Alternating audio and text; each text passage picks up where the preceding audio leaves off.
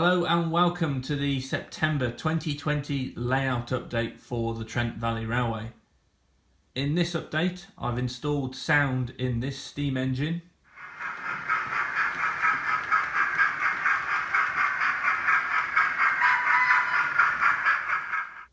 I've added two absolute aspect signals to the main line and the container depot exit.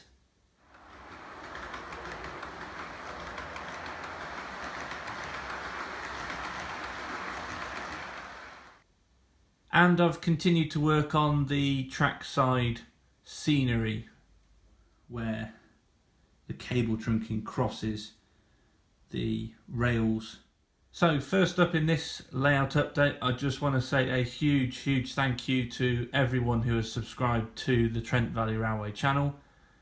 I've now gone past 3,000 subscribers, and to mark that I thought I would do something a little different from the rest of the modern image rolling stock that I have, and this loco has been sort of left over from the previous layout that I had before the Trent Valley Railway. So I've installed some sound in this Sandwich A3 loco, and it's got a rake of Mark 1 coaches behind. So let's now listen to this as the sound goes on and watch it depart from its standing position here.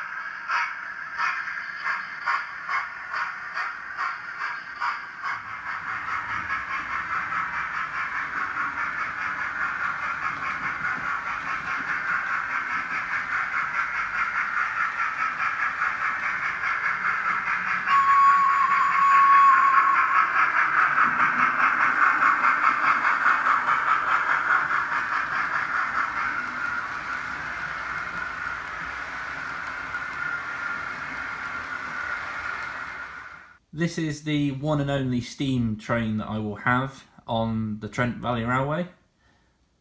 This has a lot of sentimental value, being the first steam engine that I got for the previous layout that I owned before I built, and I'm still building this one.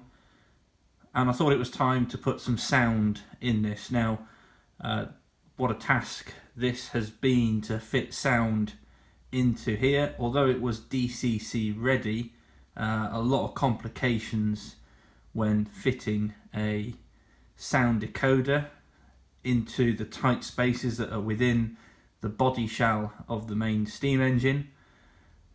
Had a lot of issues, first of all, with shorts happening for the decoder, and then also a bit of unreliable running as well between the main engine and the tender.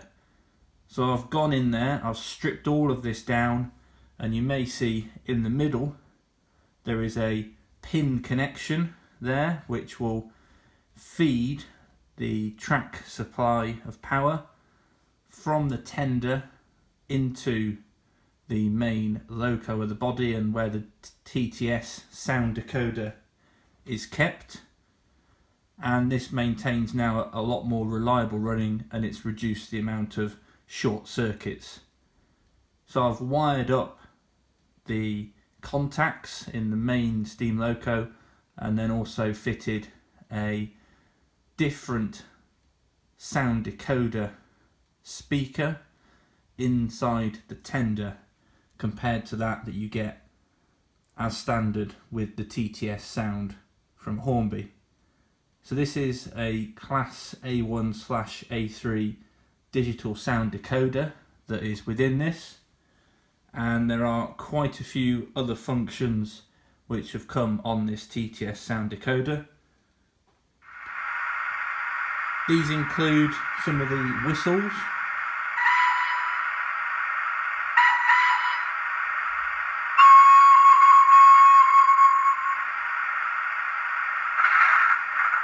There's some nice sounds in there as well for coal shoveling.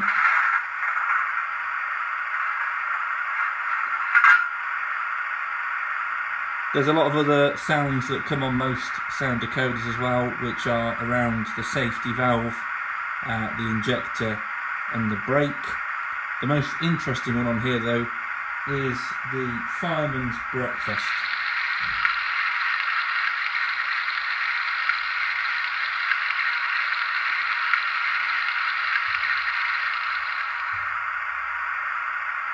So a lot of work has gone into getting this ready and working, so this will feature in lots of future videos, but I'll now put this to rest and I'll get on with some of the other scenery work and the latest bit that I've been doing for fitting the signals on the main line and the exit from the container depot.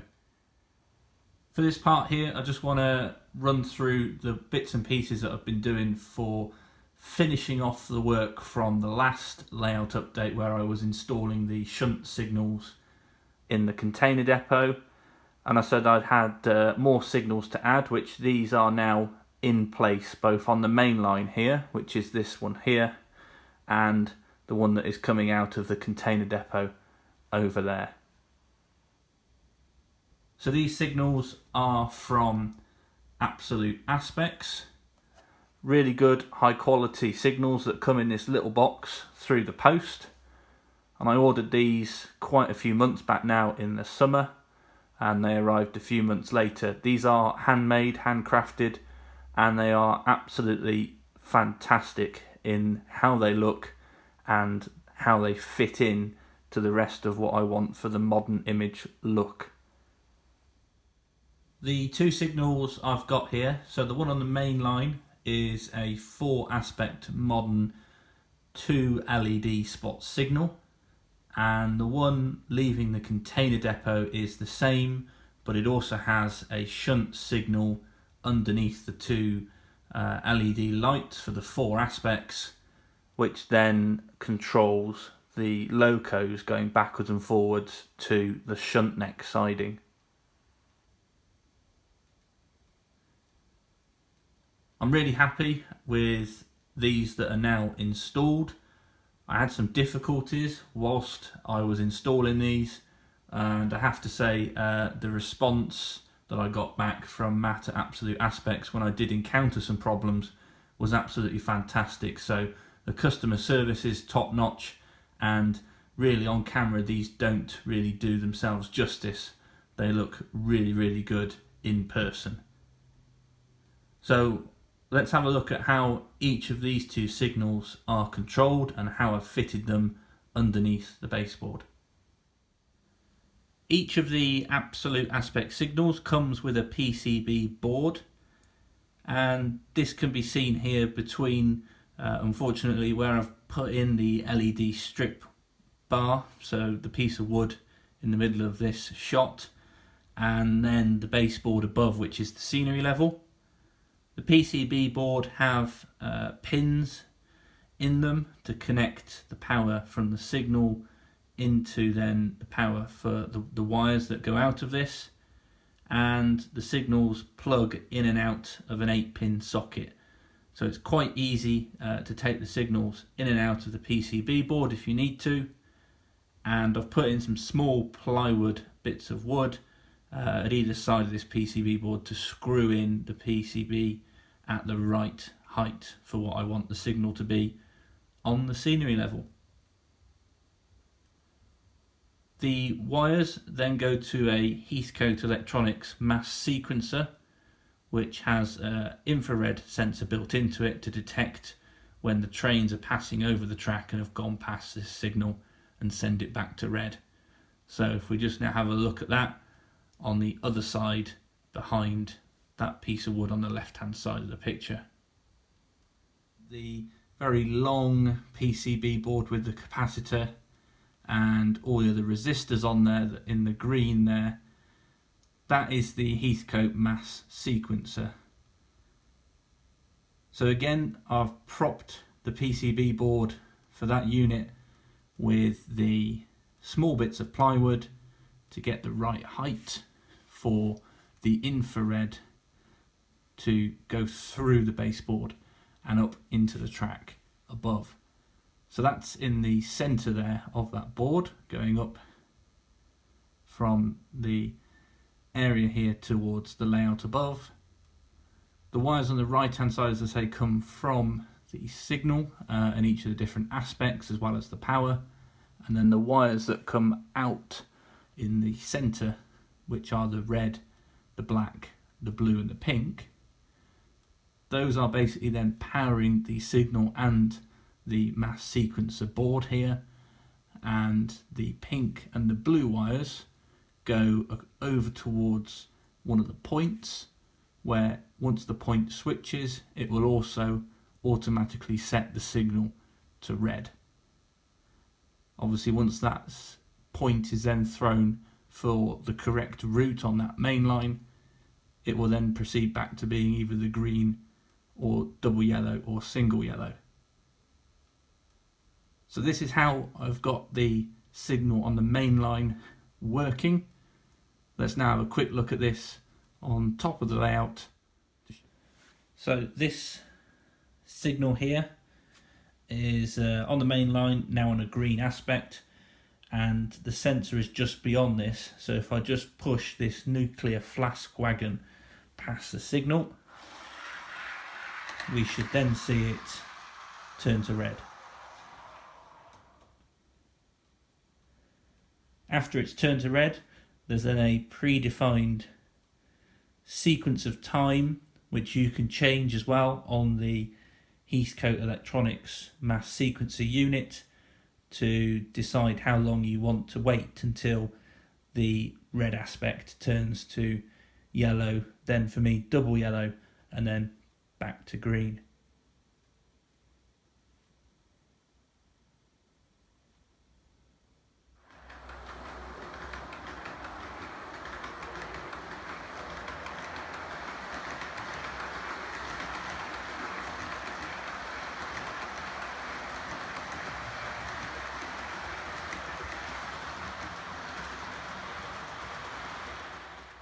So between the two sleepers there are the infrared sensors coming from the Heathcote Electronics mass sequencer, and these are just a little way down the track from where the signal is located here.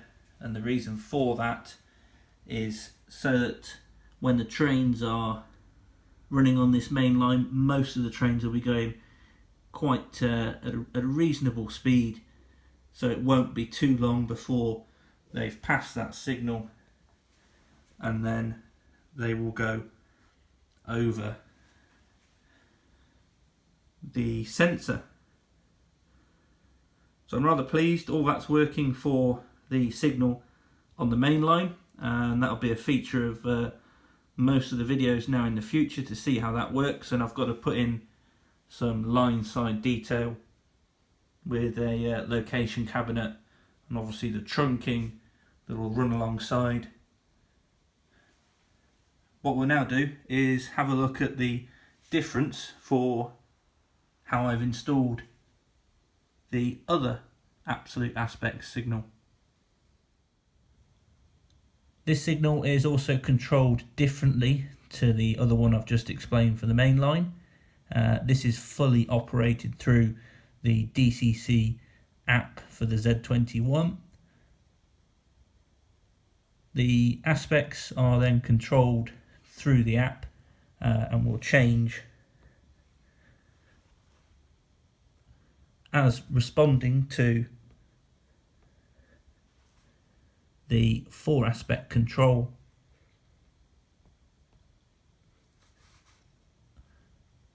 on the Z21 app to go through the 4 aspects. I then have some push buttons alongside the 4-aspect signal control, so that if it's on, for example, just a single yellow and then the train has passed the signal, I'm able to control that and put it back to the red aspect. In the last layout update, I'd finished and showed you the work I was doing on signalling for the shunt signals in the container depot and also the shunt neck. And on this absolute aspect signal, there is also a shunt signal underneath the red aspect, as it would be in the prototypical way of signalling. And this just nicely finishes off now all of the signalling that was required between the container depot and running into the shunt neck. So this signal is also plugged into the PCB board underneath, but this time the PCB board is wired up to an accessory decoder, which we'll now go and have a look at underneath the baseboard.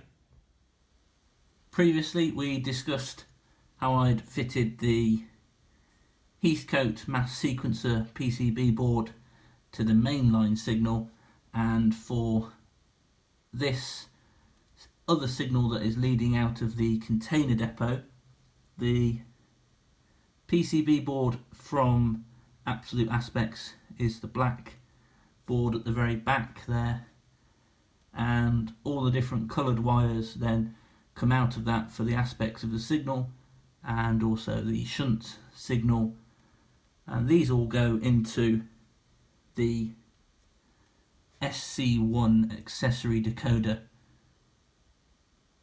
The SC1 accessory decoder is specifically designed to operate signals, and each of those outputs provide a different accessory decoder number, which then in turn operates the aspects and the shunt signal on the Z21 app.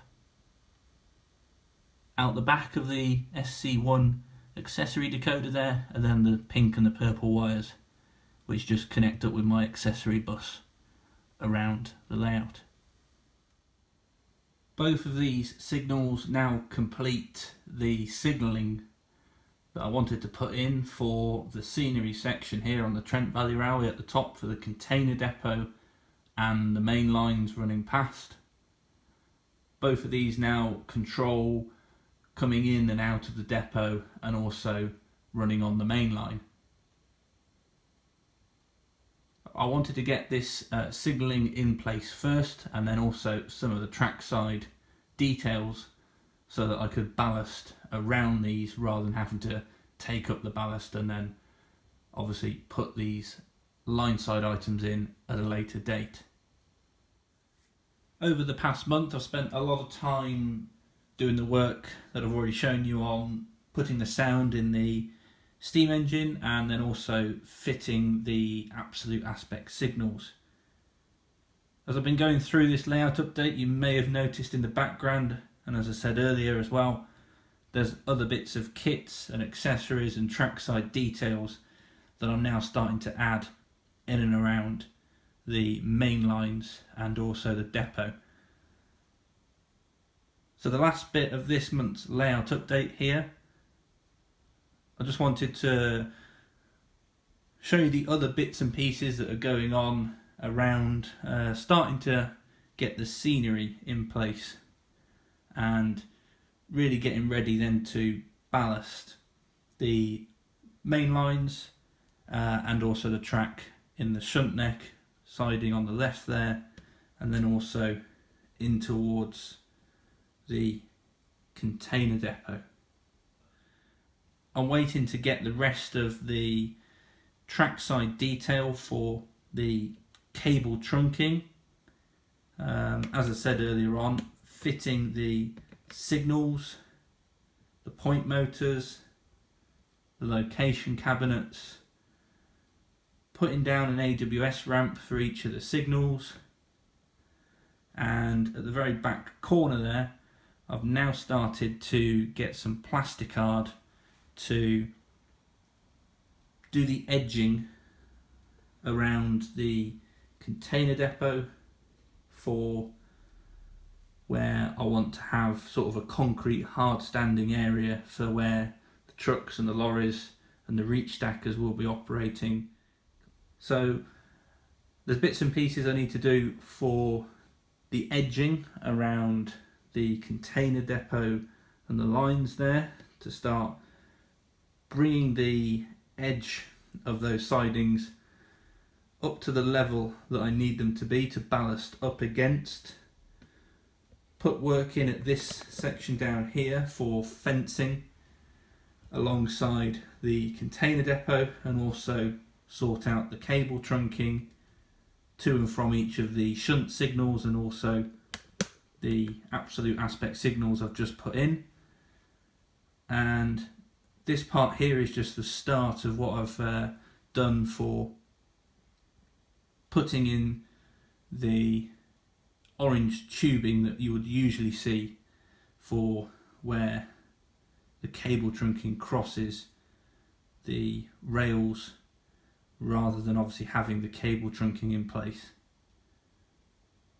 So I've got a lot more things to put out and to start to space out and fill in. I'll also have to fill in obviously the Woodland Scenics foam incline risers for the gaps that are left to stop the ballast from basically filling up the gaps all the way down to the bottom of the baseboard. And I've also got to just finish off the cable trunking around to the very edge there, and also onto the other side of